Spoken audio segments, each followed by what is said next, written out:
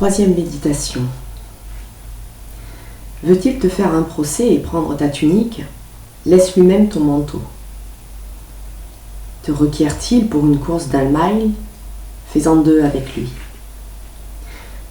Si vous examinez la manière avec laquelle vous avez été rassemblés et celle avec laquelle vous fonctionnez, vous découvrirez à l'intérieur de votre tête un programme complet, un assortiment d'exigences concernant ce que devrait être le monde, ce que vous devriez être et ce que devraient être vos aspirations.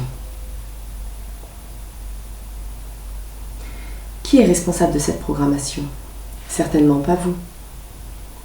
Ce n'est même pas vous qui avez décidé des choses aussi élémentaires que vos attentes, vos désirs et vos soi-disant besoins, de même que vos valeurs, vos goûts et vos attitudes. Ce sont vos parents, votre société, votre culture, votre religion, vos expériences passées qui ont fourni les instructions à votre ordinateur.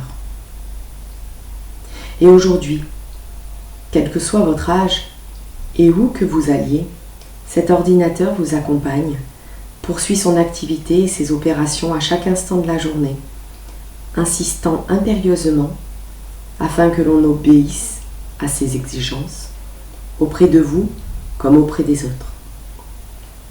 S'il est satisfait, l'ordinateur vous permet d'être paisible et heureux.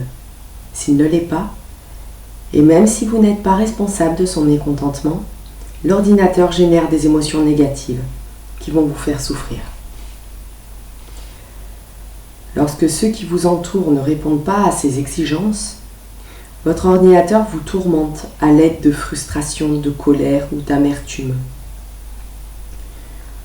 Lorsque les événements ne sont pas sous votre contrôle ou que l'avenir semble incertain, votre ordinateur s'évertue à vous faire ressentir anxiété, tension et inquiétude.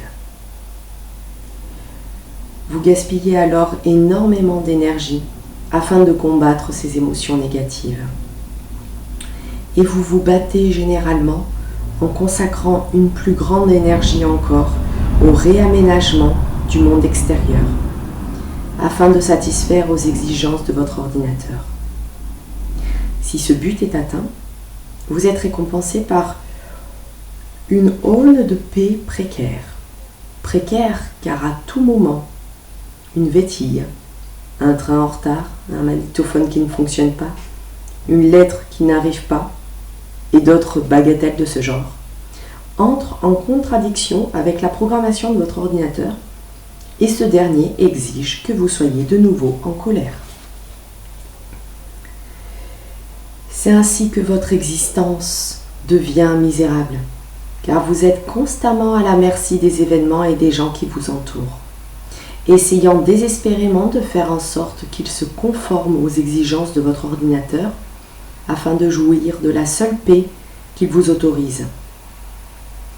Un répit éphémère dans le courant de vos émotions négatives, une sorte de récompense courtoise fournie par votre ordinateur et votre programmation. Pouvez-vous sortir de cette impasse? Certainement. Il vous sera certes impossible de changer immédiatement votre programmation. Peut-être même ne le pourrez-vous jamais, mais cela n'est pas nécessaire. Essayez plutôt ceci. Supposons que vous vous trouviez dans une situation ou en compagnie d'une personne qui vous est désagréable et que vous vous efforcez d'ordinaire d'éviter. Observez à présent l'activité instinctive de votre ordinateur. Voyez comme il insiste afin que vous évitiez cette situation ou que vous tentiez de la changer. Si vous ne bronchez pas et refusez de le faire, voyez comme il s'efforce de vous faire ressentir irritation, anxiété, culpabilité ou quelque autre émotion négative. Continuez à examiner cette situation ou cette personne désagréable. Ne cessez de l'examiner que lorsque vous vous rendrez compte que ce ne sont pas elles qui provoquent vos émotions négatives. Elles vont leur propre chemin. Ce Ce sont des entités séparées qui font leur travail, juste ou injuste, bon ou mauvais. C'est votre ordinateur qui, grâce à sa programmation, tient absolument à ce que vous réagissiez négativement. Vous comprendrez cela plus clairement lorsque vous découvrirez qu'une personne possédant une programmation différente réagit, elle, avec le plus grand calme, ou même avec gaieté lorsqu'elle affronte la même situation ou la même personne que vous. Ne cessez d'observer que lorsque vous aurez saisi cette vérité, la seule raison pour laquelle vous ne réagissez pas avec calme et gaieté est que votre ordinateur exige, avec entêtement, que la réalité soit remodelée afin de devenir conforme à sa programmation. Observez tout cela de l'extérieur et vous verrez le changement prodigieux qui s'accomplira en vous-même. Lorsque vous aurez compris cette vérité et mis fin ainsi à la fabrication d'émotions négatives de votre ordinateur, vous pourrez entreprendre n'importe quelle action que vous considérerez comme adéquate. Vous pourrez éviter la situation ou la personne. Vous pourrez tenter de les transformer. Vous pourrez exiger que vos droits ou ceux des autres soient respectés. Vous pourrez même recourir à la force. Mais seulement après vous être débarrassé de vos problèmes émotionnels, car vos actions jailliront alors de la paix et de l'amour, non du désir névrotique d'apaiser votre ordinateur ou de conformer à sa programmation ou de vous débarrasser des émotions négatives qu'elle génère. Vous comprendrez alors la profondeur de la sagesse de ces mots. Si un homme veut te faire un procès pour ta chemise, laisse-lui aussi bien ton manteau. Si un homme te requiert pour une course d'1 mile, fais-en 2 avec lui.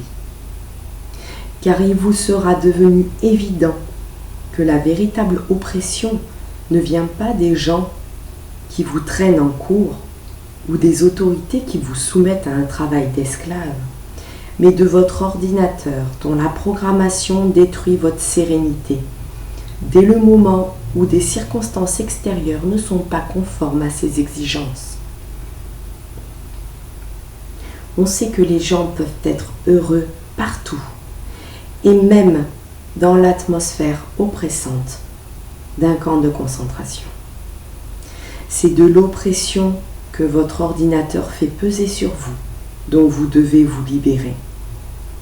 Alors seulement, vous éprouverez cette liberté intérieure d'où seule peut naître une révolution sociale, car cette émotion puissante et cette révolte qui monte en vous à la vue des injustices sociales et vous pousse à l'action ont leur origine dans la réalité, non dans votre programmation ou dans votre ego.